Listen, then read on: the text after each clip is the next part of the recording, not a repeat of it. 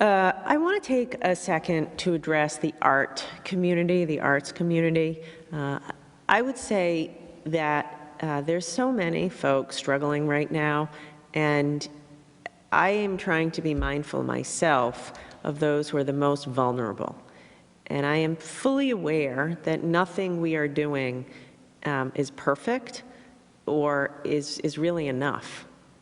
Like, we're trying our best. Every day we get better. We're trying to do more and better testing in inner cities. We're working like crazy in nursing homes.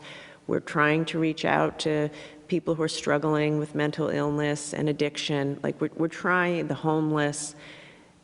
And we are conscious. We're conscious that we can't get to everyone, but we're conscious that there are certain groups out there struggling a bit more than the rest of us.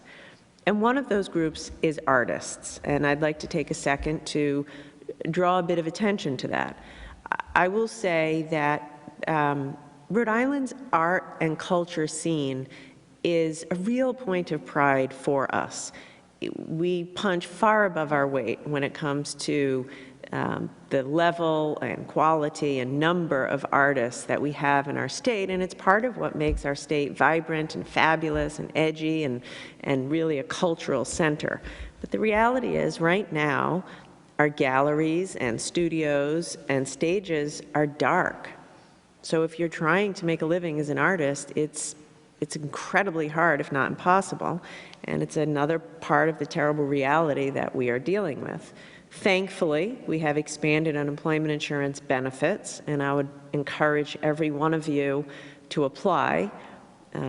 You're eligible now if you're self-employed, even though you typically aren't, so please go ahead and apply.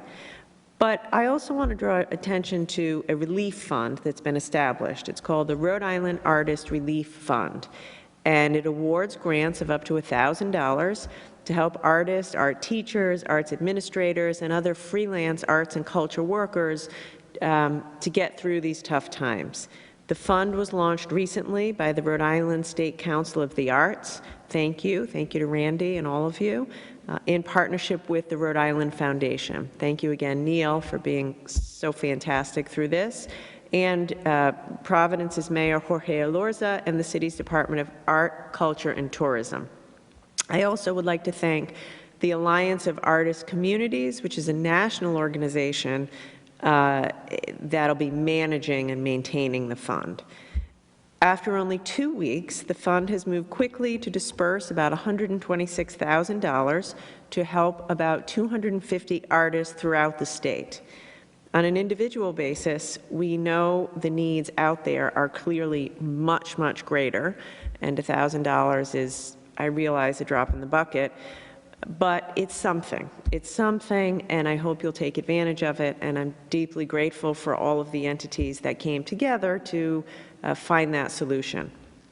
I will say, if you are one of the fortunate Rhode Islanders out there who is still working and in a position to make a donation of any size, I'd ask you to please do that. Make a donation to this fund. You can go to artistcommunities.org and search the Rhode Island Artist Relief Fund and make a donation.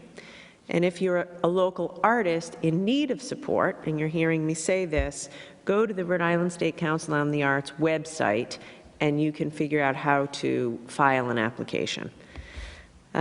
Every little bit helps, and as I say, the artists in our community are part of what make this place special. So please give if you can, and don't be shy about reaching out for help if you need it.